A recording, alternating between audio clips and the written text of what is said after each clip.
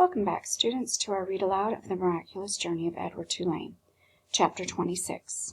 Just one little vocabulary word in Chapter 26 to talk about, and that is expectancy.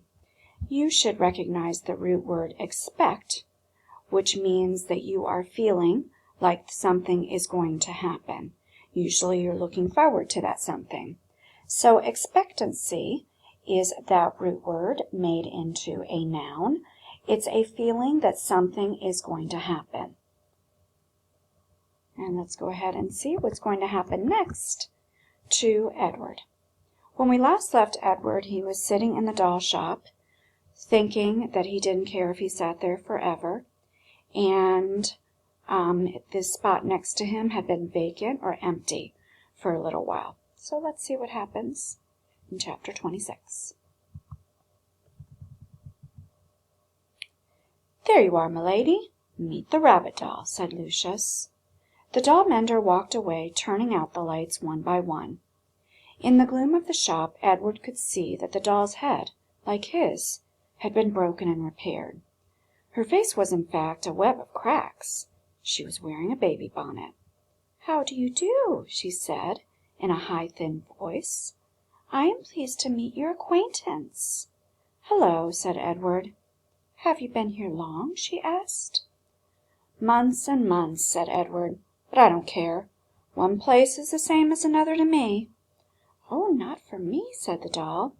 "I have lived 100 years, and in that time I have been in places that were heavenly and others that were horrid. After a time you learn that each place is different, and you become a different doll in each place too. Quite different." 100 years, said Edward. "I am old. The doll mender confirmed this. He said as he was mending me that I am at least that. At least 100. At least 100 years old." Edward thought about everything that had happened to him in his short life. What kind of adventures would you have if you were in the world for a century? The old doll said, "I wonder who will come for me this time. Someone will come. Someone always comes. Who will it be?" "I don't care if anyone comes for me," said Edward. "But that's dreadful," said the old doll.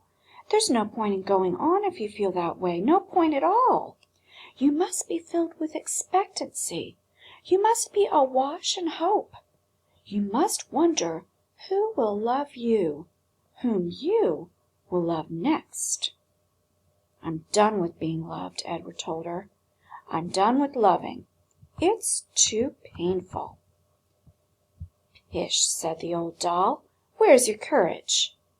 "Somewhere else, I guess," said Edward. "You disappoint me," she said. "You disappoint me greatly. If you have no intention of loving or being loved, then the whole journey is pointless. You might as well leap from this shelf right now and let yourself shatter into 1,000,000 pieces. Get it over with. Get it over with now." "I would leap if I was able," said Edward. "Shall I push you?" said the old doll. "No, thank you," Edward said to her. "Not that you could," he muttered to himself. "What's that?" "Nothing," said Edward. The dark in the doll shop was now complete. The old doll and Edward sat on their shelf and stared straight ahead. "You disappoint me," said the old doll. Her words made Edward think of Pellegrina, of warthogs and princesses, of listening and love, of spells and curses. What if there was somebody waiting to love him? What if there was somebody whom he could love again? Was it possible? Edward felt his heart stir. "No," he told his heart, "not possible. Not possible." In the morning Lucius Clark came and unlocked the shop. "Good morning, my darlings," he called out to them. "Good morning, my lovelies." He pulled up the shades on the windows. He turned on the light over his tools. He switched the sign on the door to open. The first customer was a little girl with her father. "Are you looking for something special?" Lucius Clark said to them. "Yes," said the girl. "I am looking for a friend." Her father put her on his shoulders, and they walked up slowly around the shop. The girl studied each doll carefully. She looked at Edward, right in the eyes. She nodded at him. "Have you decided, Natalie?" her father asked. "Yes," she said. "I want the one with the baby bonnet." "Oh," said Lucius Clark, "you know that she is very old. She is an antique." "She needs me," said Natalie firmly. Next to Edward, the doll let out a sigh. She seemed to sit up straighter. Lucius came and took her off the shelf and handed her to Natalie.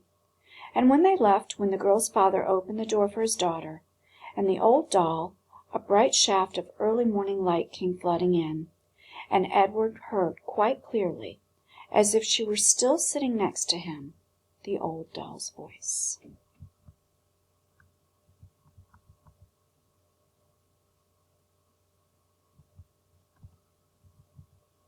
And the old doll's voice said, "Open your heart," she said gently. "Someone will come. Someone will come for you. But first, you must open your heart." The door closed. The sunlight disappeared.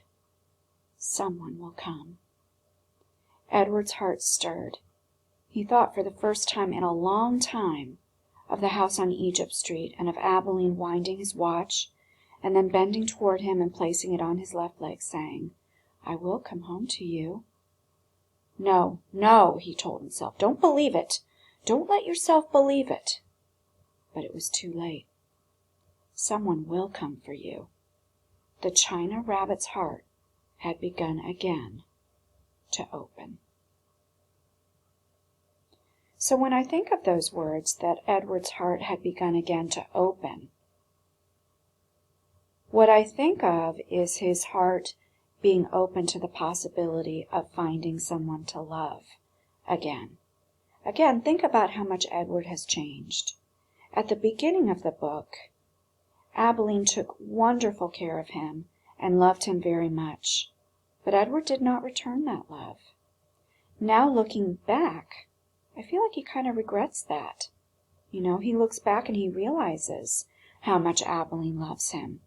And he's learned how to love from his experiences in all the other settings that the story has taken us through. He learned to love Lucy. He learned to love Bryce and Sarah Ruth. He had experiences that showed him what love looks like. So I'm really hoping that Edward finds love before the end of this book, but we'll have to see when we come back reading.